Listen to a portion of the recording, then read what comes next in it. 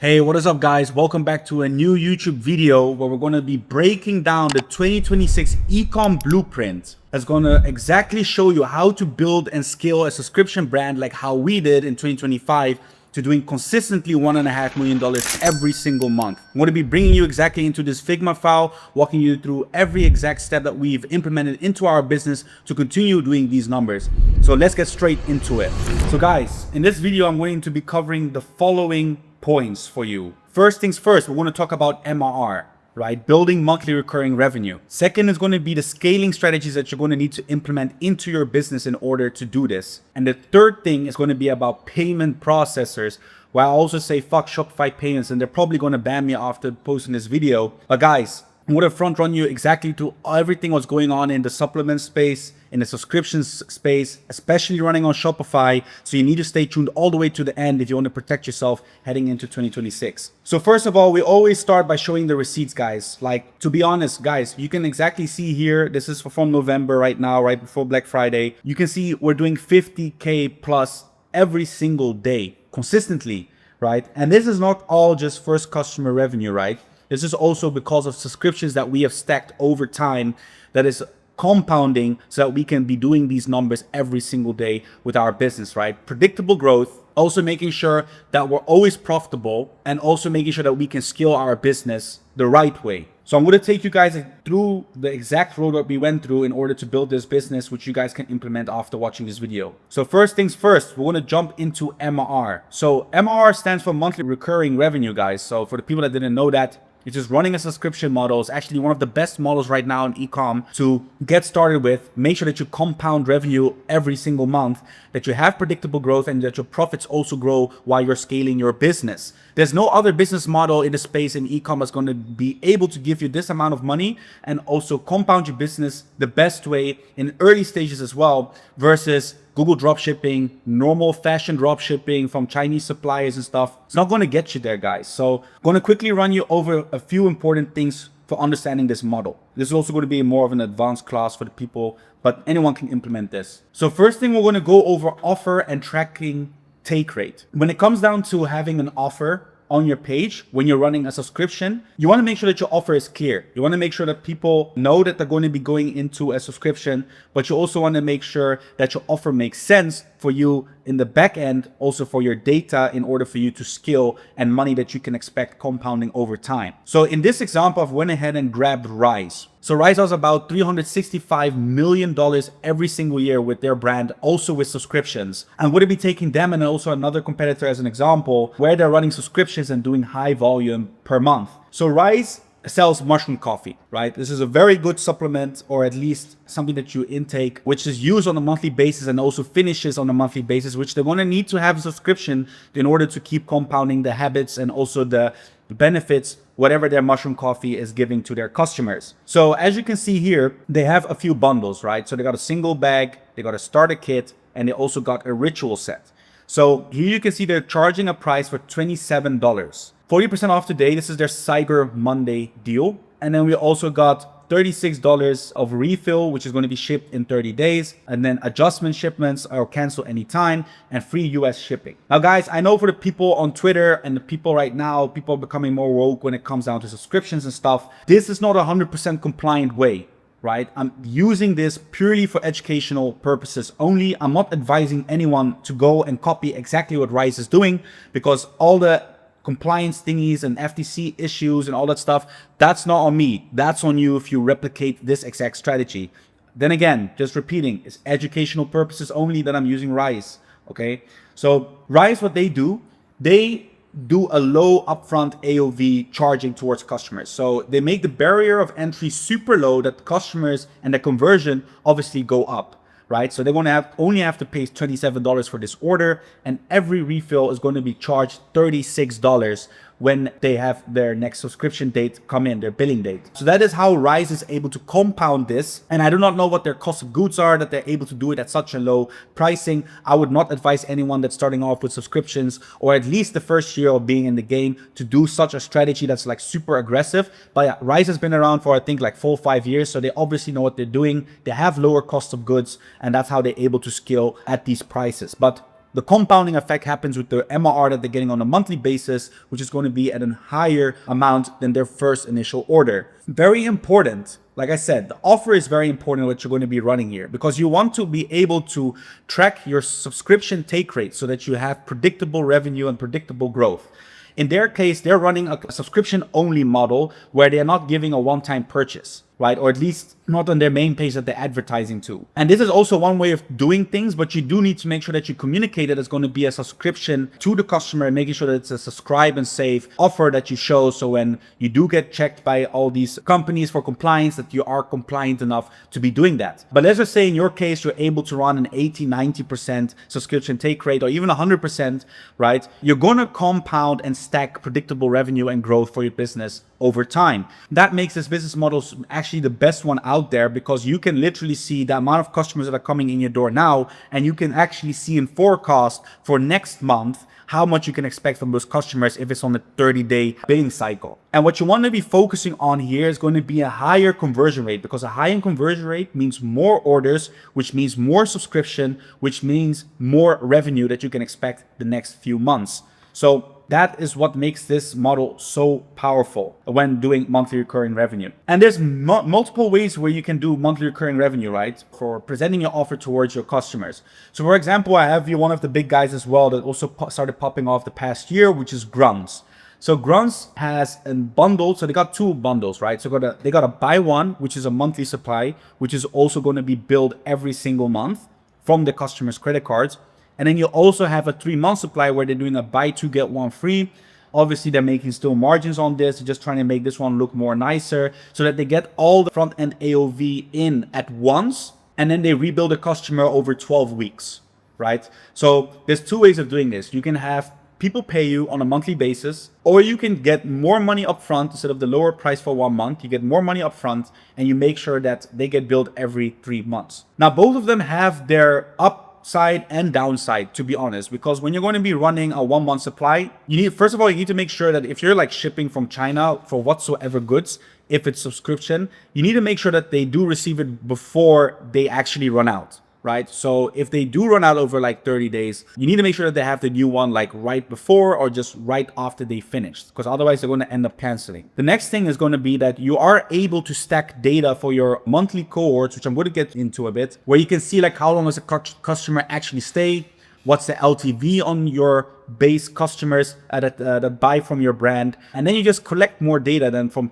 people that are actually paying for 3-month supplies. When you are able to collect this like in the beginning, like 1-month supplies, you're going to be able to get so much data that you can eventually like design your offers, design your upsells, design your post-purchase flows and even after-sale experience for your customers to make them even better and make the customer stay longer with you. But running a 3-month supply offer like what Grunts is doing, they obviously already know their cohorts. They've been around for some time. They're also doing, I think, like $100 million plus a year.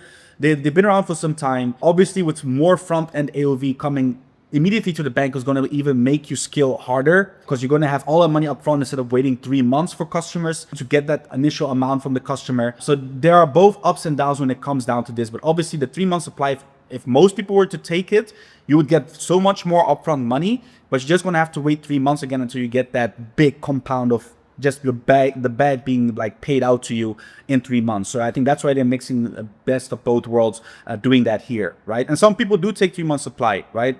Even 2-month supply works very well. I've seen that as well for our own brand. 2-month and 3-month, they also do some work. And obviously that gives you more money to scale whenever you're running it in the beginning. So what you want to be doing when you're running a subscription brand is you want to be focusing on AOV. So when you start off with a brand, you obviously want to still be profitable if possible. And I always tell the people that we also like coach one-on-one with, and also people that ask me about subscriptions, that, hey, try running your brand without subscriptions first for a month, collect data, do like a 10K day, and then afterwards you can start implementing a subscription plan onto your website. Because if you do that, obviously your CVR is going to drop, but you're going to need more data in order to fix these pain points that can happen to your overall conversion and stuff. But you want to be focusing on your AOV over time so that you can eventually compound more money that comes into the bank, first of all, and also obviously you're going to be able to scale more if your AOV goes up, because your CACs are over time are going to be rising.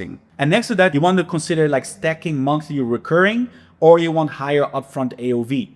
So in the beginning, I always tell everyone first stack monthly recurring so that you can see the compounding effect of monthly recurring revenue. But after that, then it just makes more sense once you have more data. I would say like 3+ months of data to now start looking, okay, you know what? AOV optimizations need to happen, especially for the subscription side of things, because, you know, there's only X much what you can do in order to, first of all, get more subscriptions through the door at a profitable way. And then also, obviously, your subscription offer, playing around with prices and all that type of stuff. There's only that much you can do. So that's why also, you know, a 3-month, 2-month supply is also a tactic to get more money quicker instead of just waiting out 2-3 months to collect money from the customers that you've already gained a few months back. And then also what you want to be focusing on is making sure that you have post-purchase upsell flows. And that is also one way of obviously stacking your MRR over time. So I went ahead and also ordered from Grunts to see like what type of email flows they are running.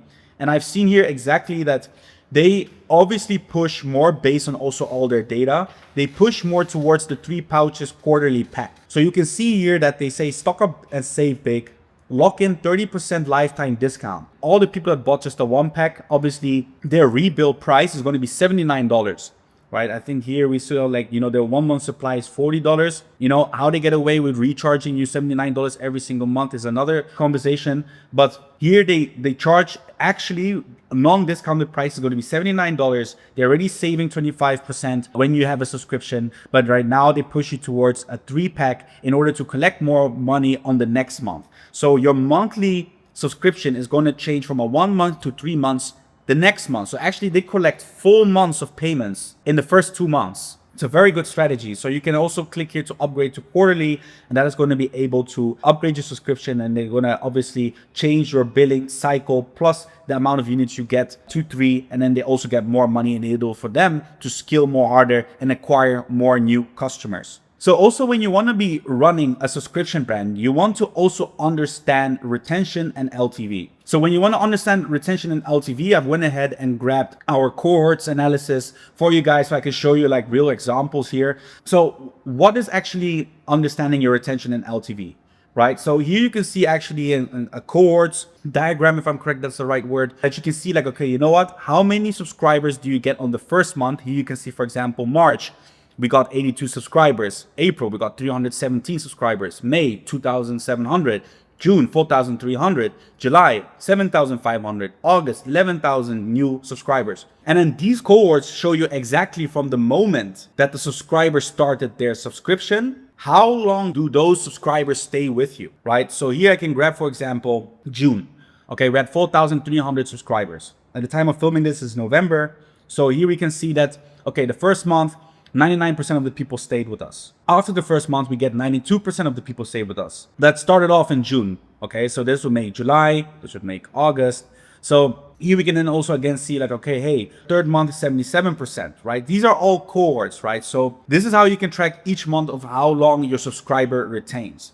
And also knowing your cohorts and also understanding them is for you to obviously track where are the biggest drop-offs in your business, right? Do people drop off at month 2?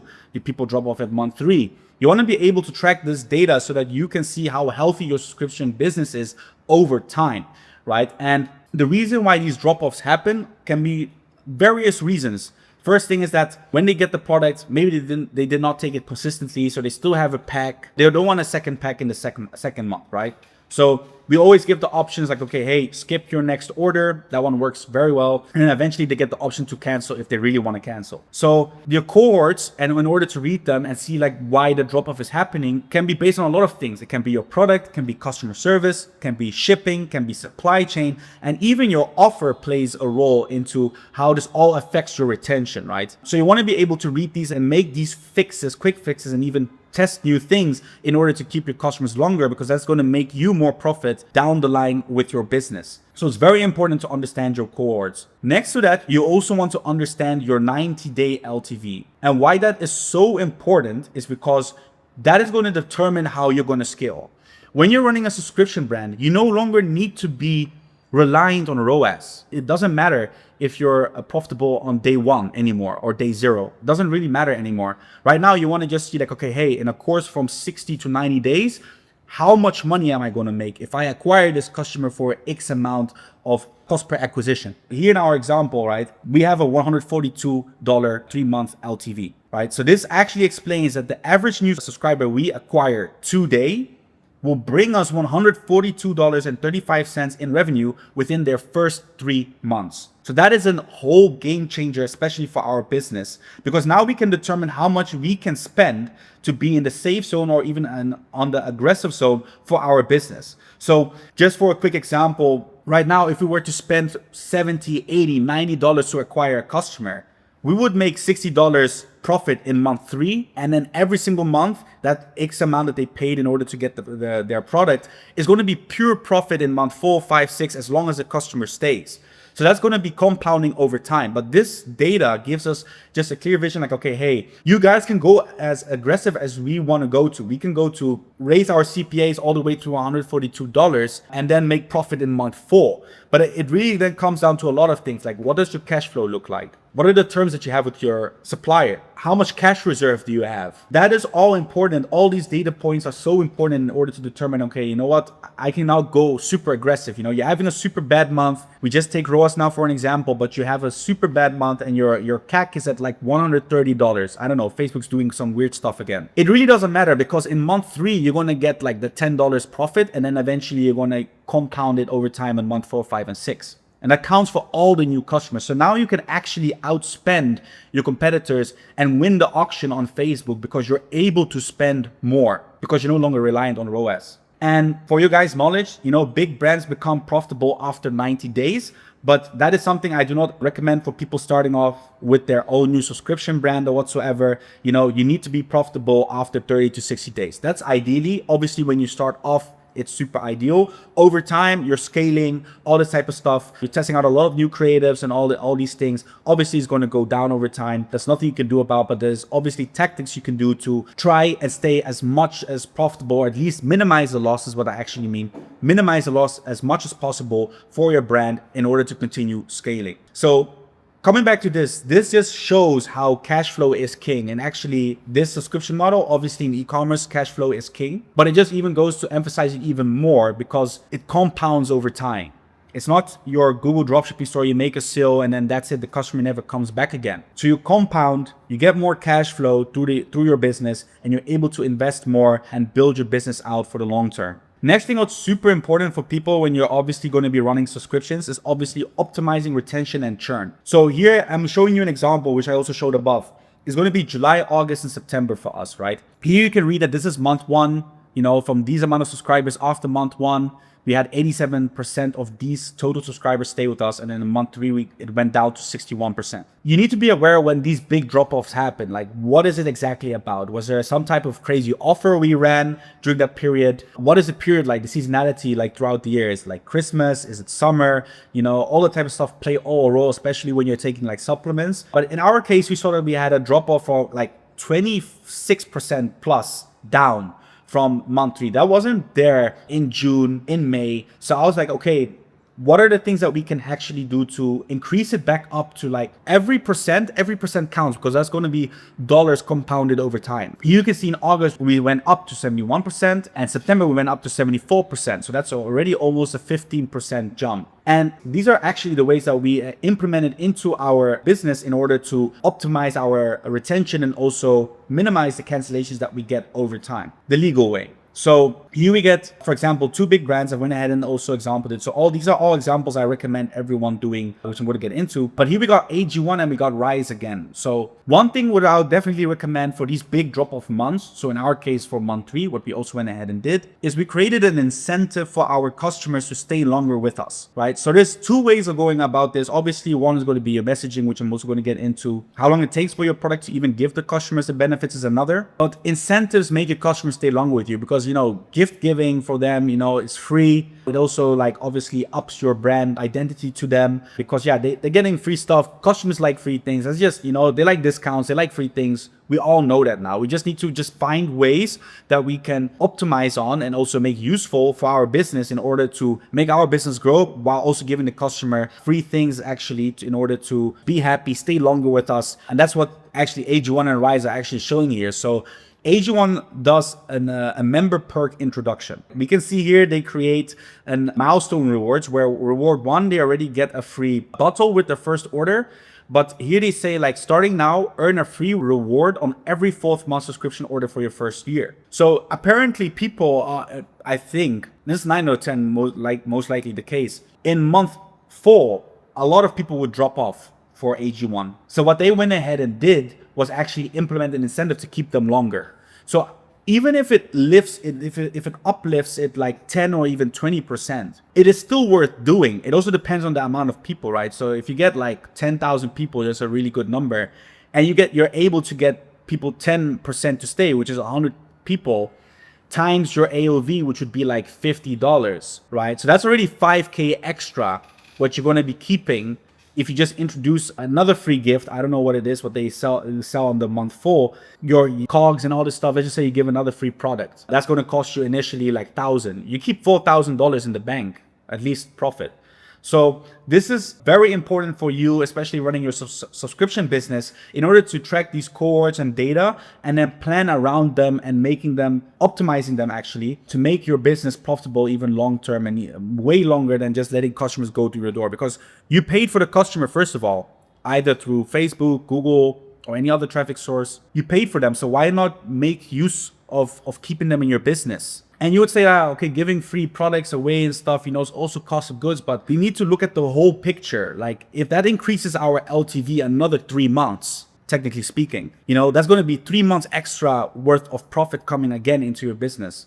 And you can use that money to go ahead and go acquire other new customers. And that compounds over time. You see, it all comes back to compounding, right? Because I'm going to just go ahead and draw this for you guys. If we look at compounding, how that actually works, is you start small and then eventually it starts going up and it doesn't go down anymore, and then it just goes up a line all the way, right? And then it just compounds. Now you should see that as your revenue that eventually goes up over time. So this can be timeline.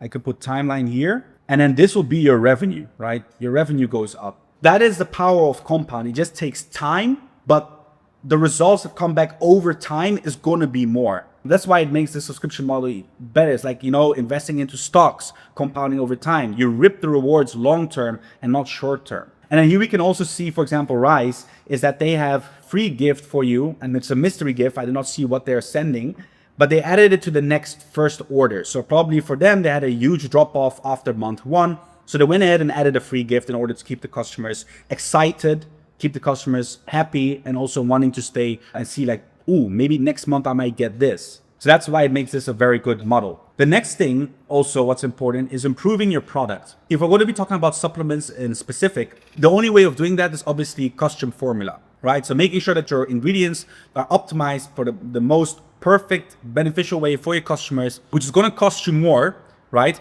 But if that increases your LTV with another 2 to 3 months, it comes back again. If you're going to have to pay $1 more for your cost of goods, which would actually be $1 more in your pocket, but it's going to make the customer stay longer. If with a $50 AOV, is going to make them stay 3 months longer, which equals to $150. It's worth giving the extra dollar per unit, right? Because then you're going to be, I don't know, $5 unit. You paid then $15 in total with $1 extra. So that would make actually 12. So you get actually 12, what you would pay initially, but then for three packs, which is 3 months, but then now you end up paying $15 for 3 packs, which is going to be more on your cogs, yes, but eventually your customer stays 1 to 3 months more, which is going to equal to $150. So you tell me, is it then worth investing $3? This is hypothetical, by the way, right? It might not be $150. Even if it's just 1 month extra, you invested $1 to get $50, okay? So it does still make sense to invest that dollar into making your product better. So I'm going to leave it to that. The next thing is going to be improving messaging and communication. So what we want to do here, especially with subscriptions, is that there's a fine line when you're doing this.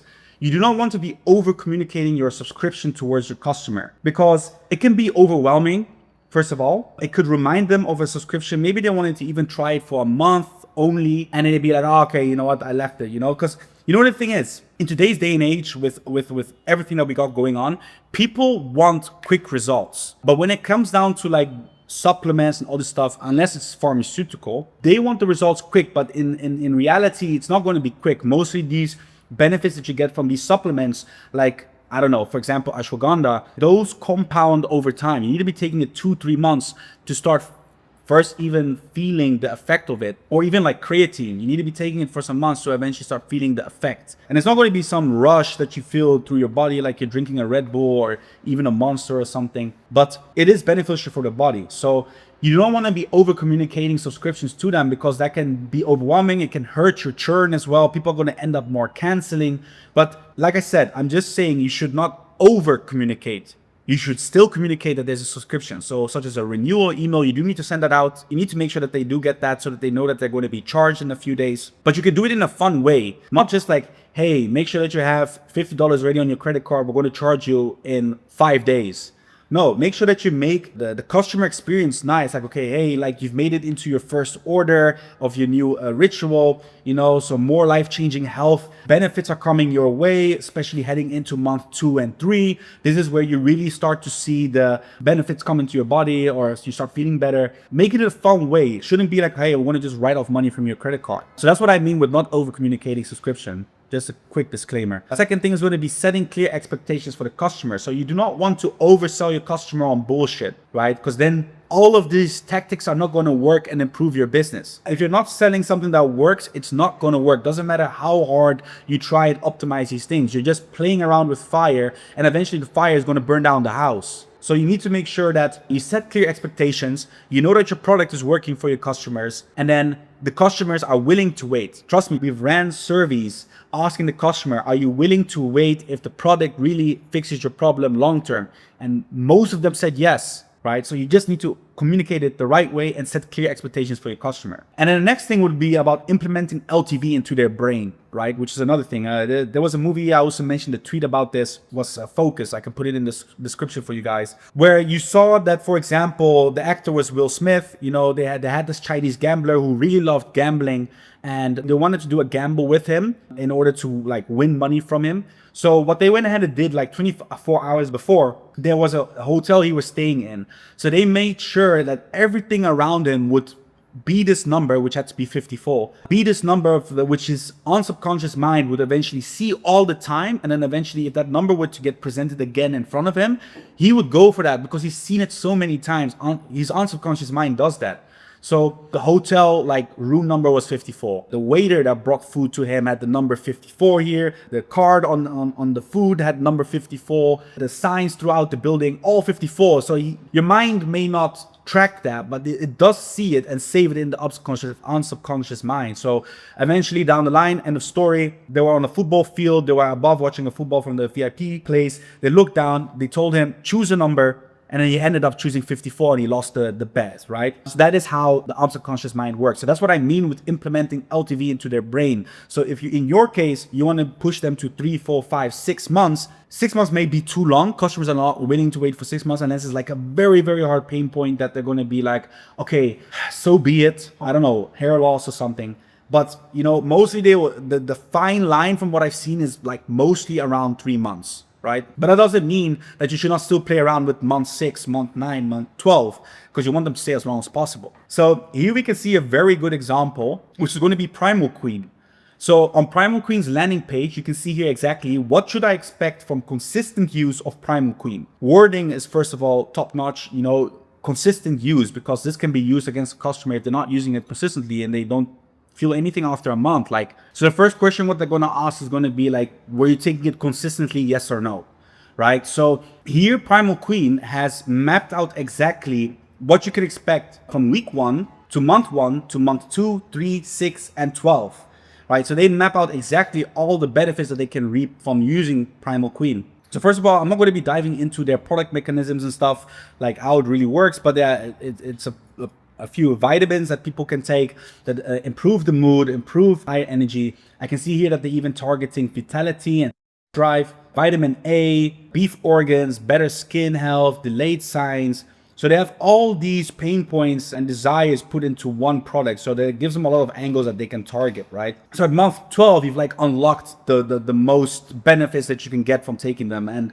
that probably works for them. I haven't ordered from them, so I do not know how their flows look like and stuff. Definitely worth trying. But yeah, this sets a real expectation for your customers. And that's going to be, if you can put that also into email flows and all that type of stuff, then that's definitely going to up your LTV with your customers. Next thing is going to be about improving cancel flow and collecting surveys. All right. So first of all, every brand goes through cancellations. Every subscription brand, every app, whatsoever, everyone has subscriptions. You cannot have this at 0%. The healthy subscription churn is going to be between 8 to 15%. And when I say 8 to 15%, most of the times this also includes dunning. And dunning means people that their cards that have failed payments. And the reason can be is that there's no money on their card, or they first need to verify the payment as well, all that type of stuff, right? You want to eventually, as a business, as a brand, you want to be collecting all these data so that you can improve, first of all, the customer service experience, your product, but then also your churn over time and your LTV. So you need to be collecting real-time feedback from customers. Okay, you can do this after the cancel flow, or even before the cancel flow, before they end up canceling. They need to be answering all these questions. That's one way of doing it. You know, collecting it also after they've purchased, first of all, the first order, sending out emails to them, calling them up. These are all things that are so important in order to collect as much data as possible and just keep fine-tuning your business and your engine, making sure that it's always clean, right? Another way of improving cancel flow is obviously offering discounts or skipping next order. That helps a lot with customers. And then also like creating a founder video pop-up during cancellation process that goes over the benefits again, explains to them like, why did you actually start with us? You know, that gives them a little reminder, you know, and then it should be good to go. So those are ways of improving your cancellation. And obviously there's even more what you can actually do for the business. But yeah, there's only that much I can cover on YouTube, guys. So one of the things that Remo and I offer are obviously to work one-on-one with us. The criteria in order to work one-on-one with us to implement these things and more is obviously you need to be running a brand that's doing at least 50K a month. What you get with working with us is going to, first of all, being one-on-one calls is going to last from 8 to 12 weeks. Next to that, you're also going to be getting 24/7 WhatsApp support, which is going to be able to give you access to us all the time. Any issues, any good things, anything that you need help with, we're there through WhatsApp support. Next to that, you're also going to be gaining access to our resources, contacts, strategies, setups, and even more to scale your brand. Company setups, like everything is literally in there. I can only cover this much on YouTube, guys. So if you want to work one-on-one with me and Remo, make sure to DM me on Instagram saying ready so that I know that you're wanting to work with Remo and I and scale your brand. All right, back into the video, guys.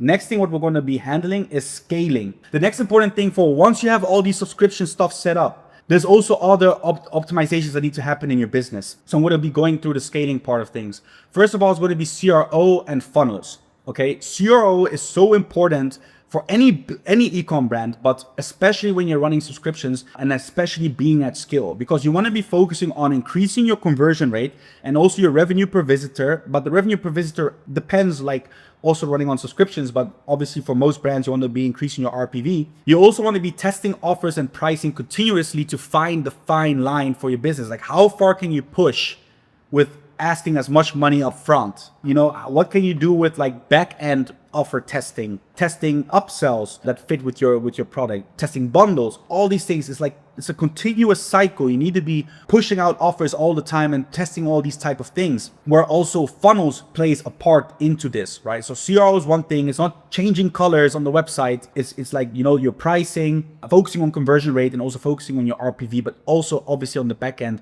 your churn and retention. So there are two ways of horizontally scaling your brand, right? I don't want you guys going out and building out another brand. If you hit plateau or something, there's always so much that you can do.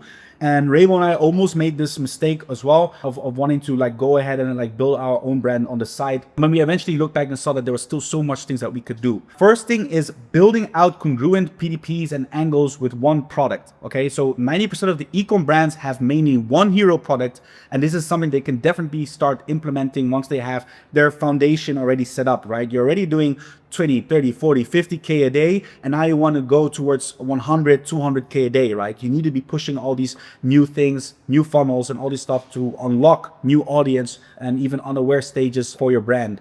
So you want to be making congruent PDPs. So PDPs that align with angles. So you need to be finding more winning angles, seeing how you can connect that with your product and like fulfill the customer's desire with it, right? Let's just say if you target, like for example, testosterone, right? If you're going to be doing that, you know, that is like one angle you can target for someone if they're like taking, I don't know, testosterone boosters or something, or even TRT. But if you only target that, that's, there's only a pool of people you can actually have there, right?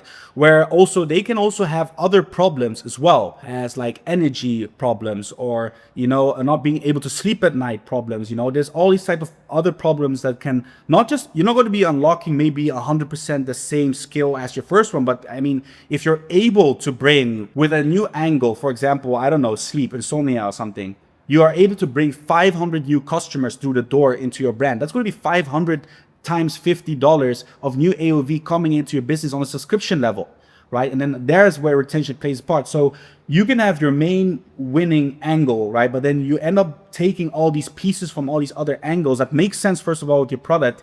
And you get like 500 people from there, 1,000 people from there, and then 2,000 people from there. And that's going to compound over time again, right? So that's why it's so important to find more winning angles, and then you create dedicated product pages per angle, so it makes sense. You don't want someone coming that has sleep problems coming onto a site, like a site where you increase your testosterone or something. That doesn't make sense. Next to that, you also want to make sure that you want to be finding winning listicles and advertorials. Also plays part next to the PDPs. That just makes sense based on your audience demographic, right? Older people like more advertorials, they're more used to newsletter stuff, but then you also get listicles, which is more for like the younger people, PDPs as well. They're more used to like the Shopify look and stuff. So that is one of the things that is super important, and you need to make sure that you cover actually all areas within your business in order to keep on scaling. The other way of horizontally scaling is adding obviously more SKUs to your brand.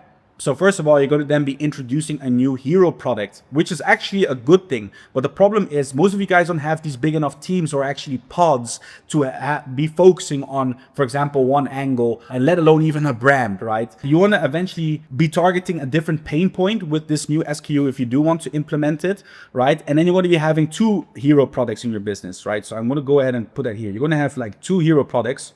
So we're going to have 1 and 2. The ideal situation is not that it's not possible, but all your brain power and thought process and even your team members are going to be jumping back and forth on 2 different things, right? If you're going to be focusing on first men and then the other one woman.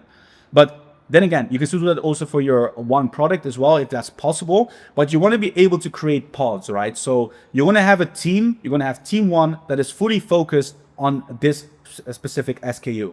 And then you're going to have pod 2, which is going to be also another team, like with all the creative strategists, editors, all that type of stuff that focus on, first of all, the second SKU, but you can also reverse this into having different angles, right? So that is why, what is easier? You already have, let's just say if we focus just on one, right? You already have your product, right? You already have the product, you already have the stock. The only thing what you actually need is creating more angles, winning angles, and then eventually you can create dedicated teams to focus on each angle that's going to be eventually putting more creative output to your business in order for you to scale.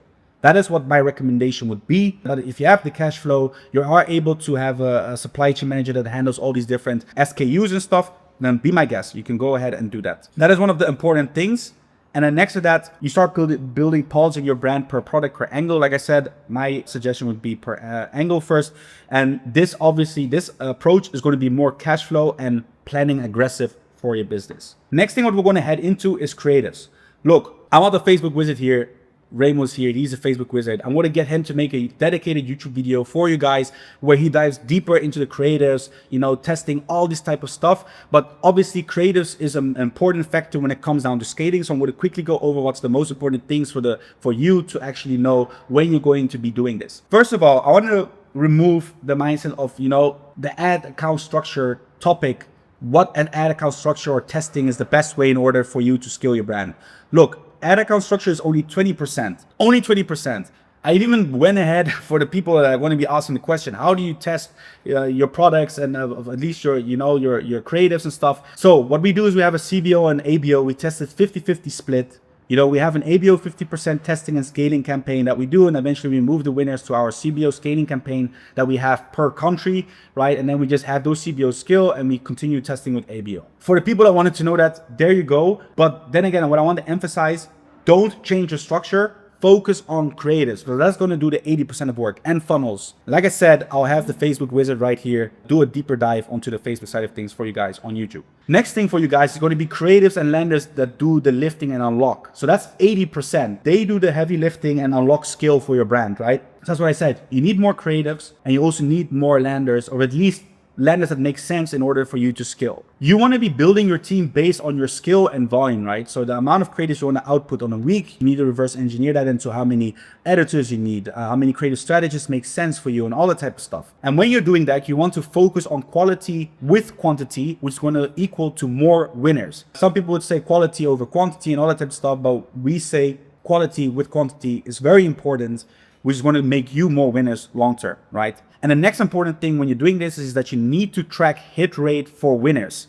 Okay, so you need to have KPIs for your editors so that you know what's the win rate for your campaigns that are being launched on your ad account based on the editors and their skills and all that type of stuff. And then obviously you need to track that, have talks with them if the win rates are not going well, understand also their perspective and all that type of stuff, which is another conversation as well. And then next to that, you also want to have a dedicated media buyer that understands metrics and scaling strategy in the ad account. So that's again the 20% of the ad account structure is going to be the one that does the lifting. But obviously you want them to also like be scaling throughout the ad account, understand the metrics, what creatives are working, tell the team like, okay, hey, let's focus on this, this, and this. We see this in the ad account.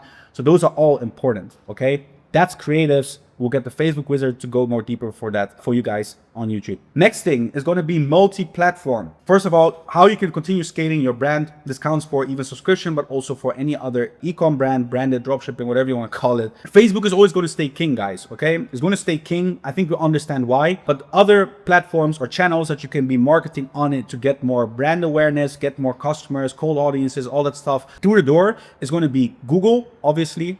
Then we also have native platforms right now, which is starting to become a thing, like AppLovin, Taboola, Outbrain, also working very well. And then you also got marketplaces that you can be selling on, such as Amazon and TikTok Shop, right?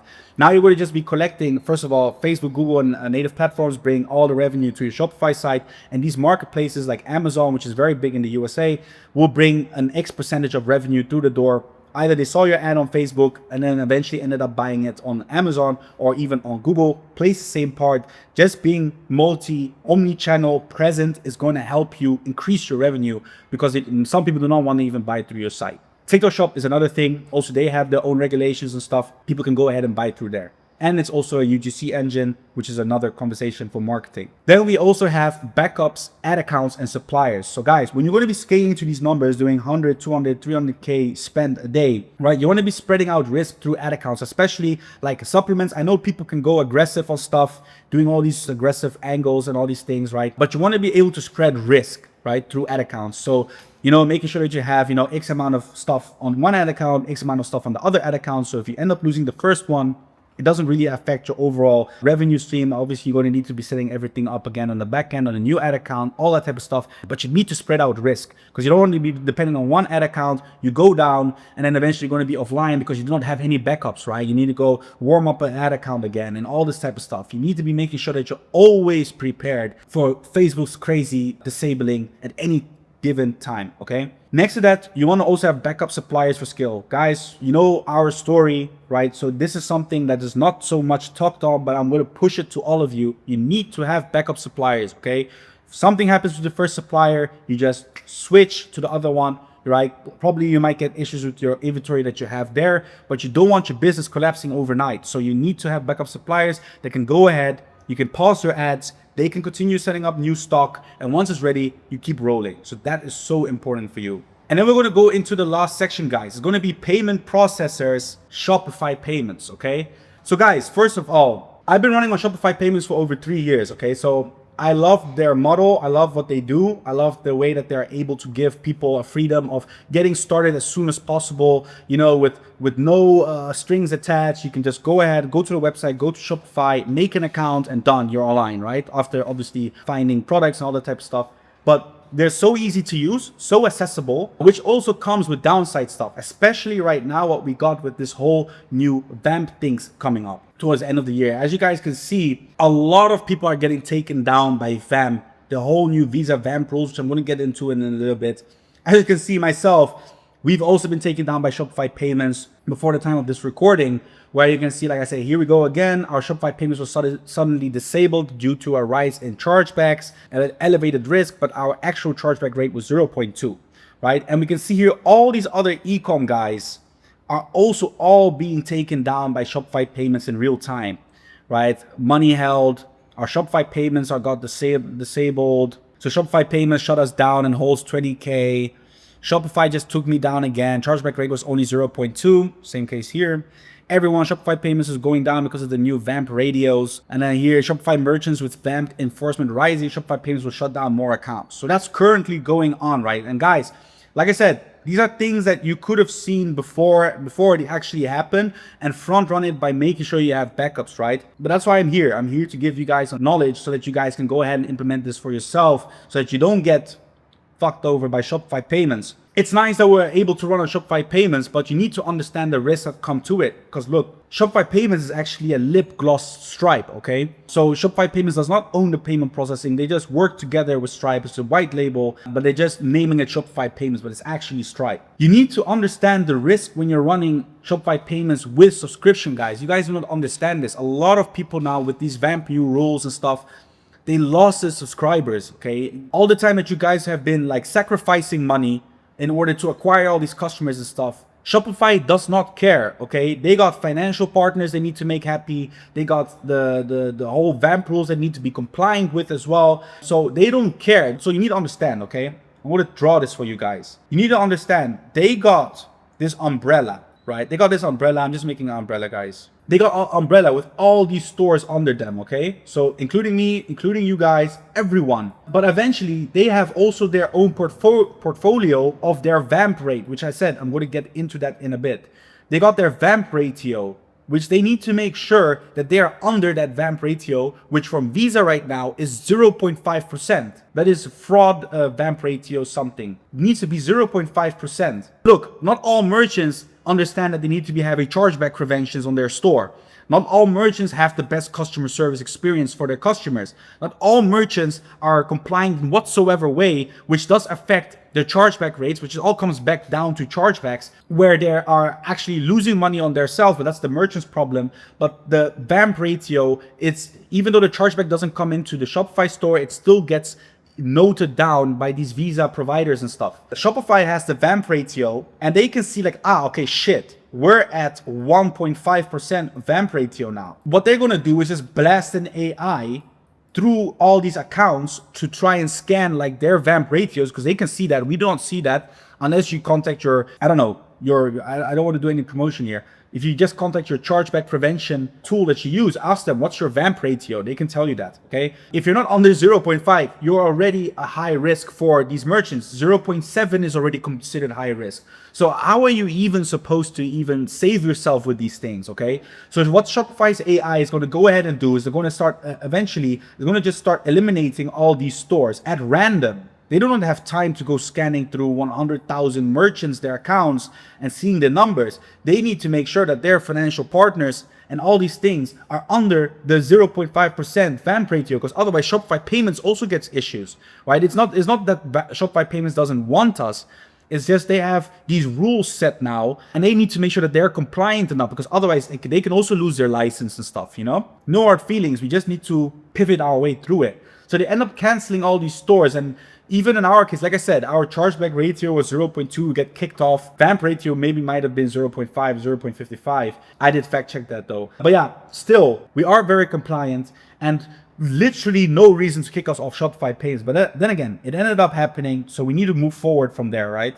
So you need to understand that if you're running subscriptions, using any subscription app on Shopify, you do not own your tokens. So if something happens to your Shopify store, or even to Shopify payments, you end up losing everything overnight. That's going to be your own fault, because you just went ahead and used them, you felt comfortable and all this stuff, but you're going to end up losing all your tokens, right? And Shopify does not care, and they're not easy to migrate your tokens.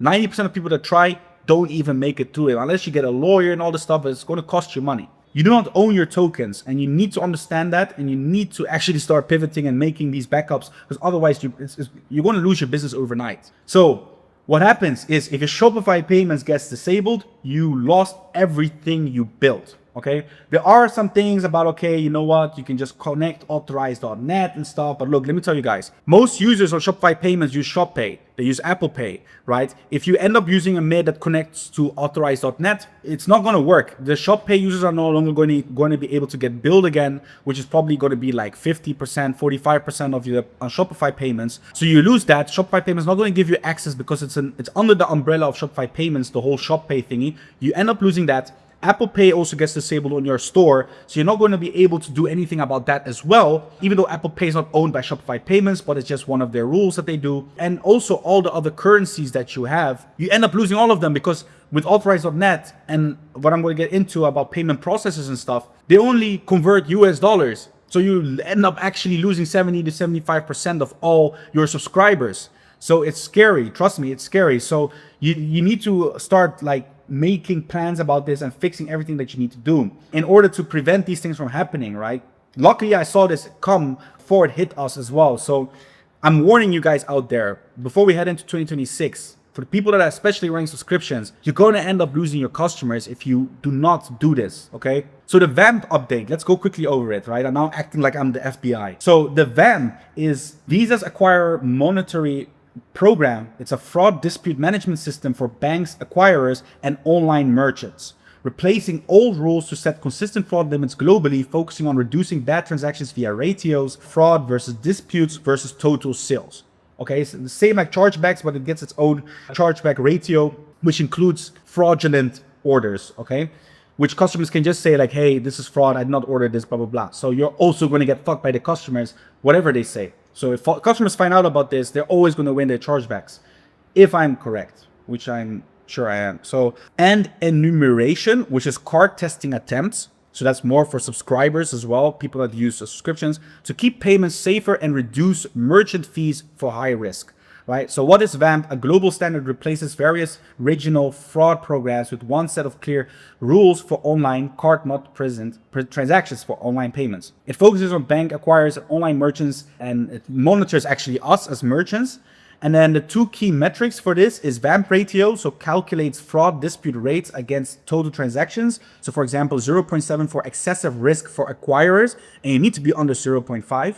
And then the enumeration tracks repeated failed card attempts. So for example, 20% for merchants to catch fraudsters. So I do not know what this means. I also do not know how this plays to us as merchants, as obviously we do failed card retries, right? So that is some finding I'm also going to need to find out. So then we get eventually, you know, here you can see effective as of 2026, it's going to be a 0.5. Here it says it's going to be 2.2. But what we can see, everyone is that's under like around the 0.5, everyone's getting messed up, guys. So anyways, we need to pivot. We need to find the best 2026 solution for us brands and merchants to be safe, especially for our MOR and all the hard work that we've put in. And that's why I'm here to give you guys the end solution. All right, guys. So this is going to be new for the people that haven't even like had time to sit down behind their desk and even do some digging.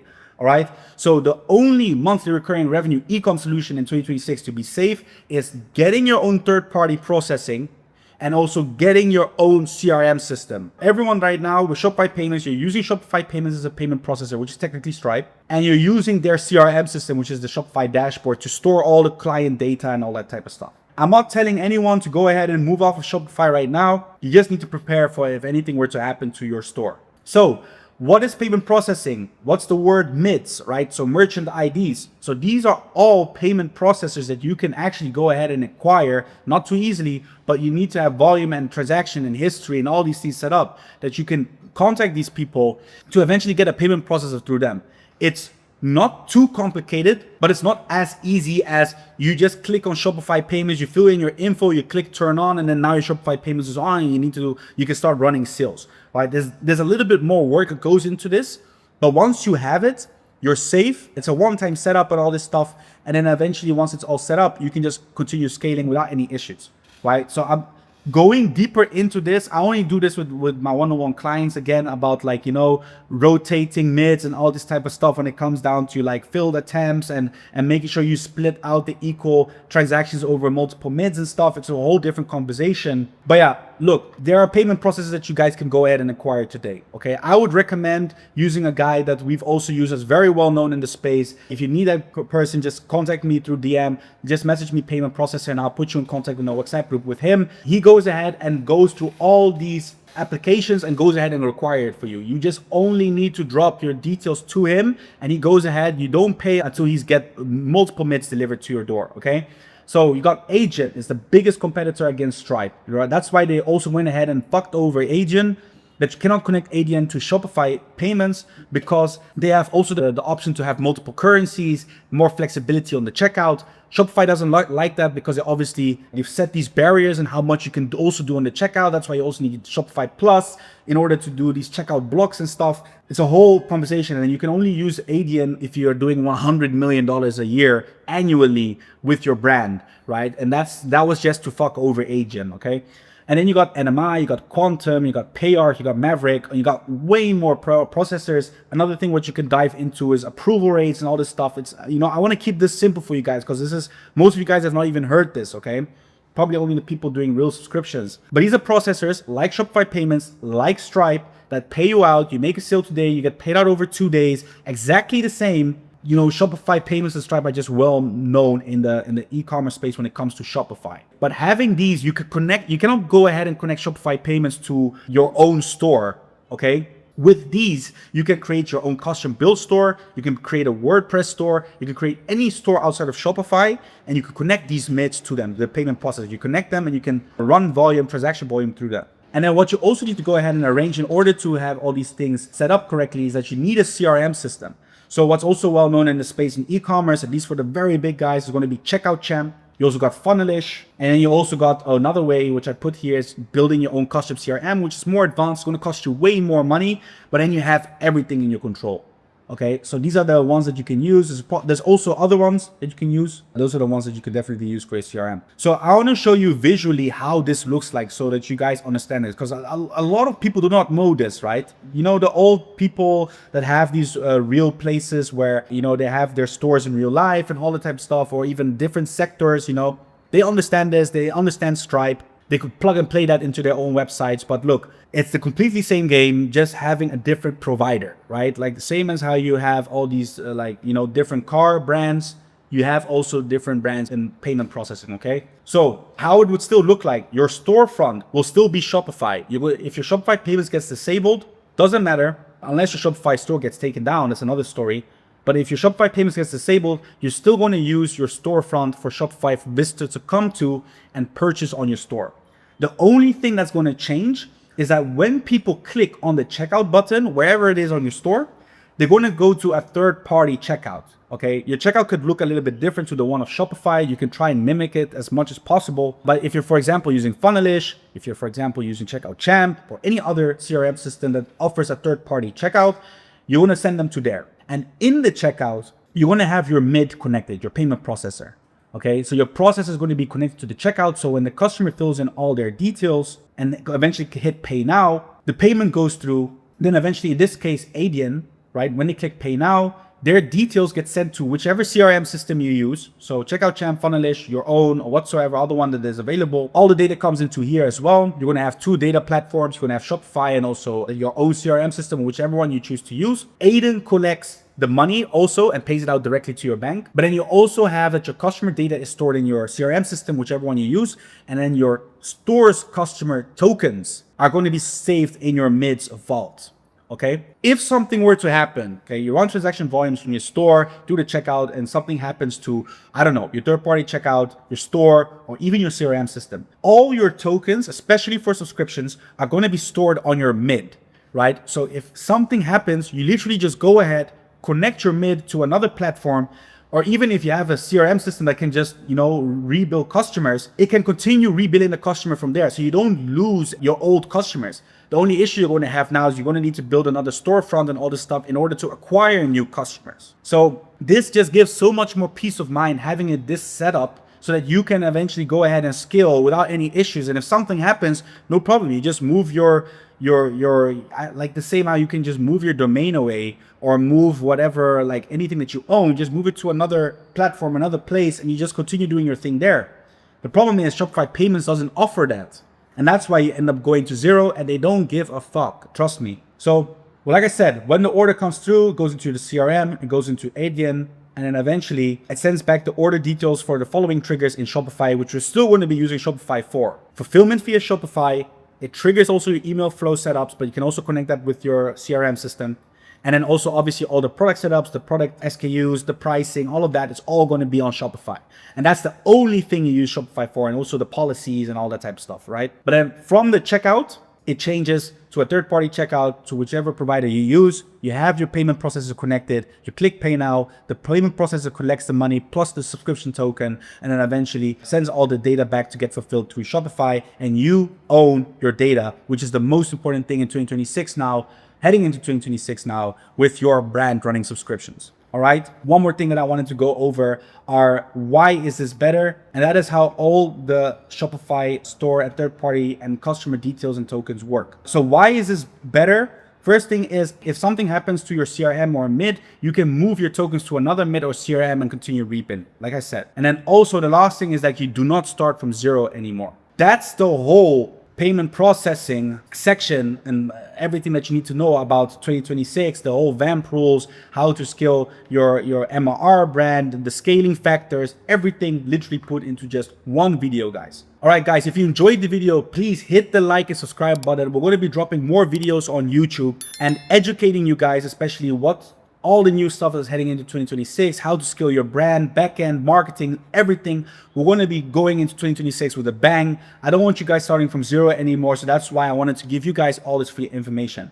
And to close off, the final request for the people that keep on DMing me and that want to work with us, guys, if you want to work with Remo and I one-on-one for your brand, to scale your brand, first of all, you need to be running and doing 50K a month plus with your brand, right?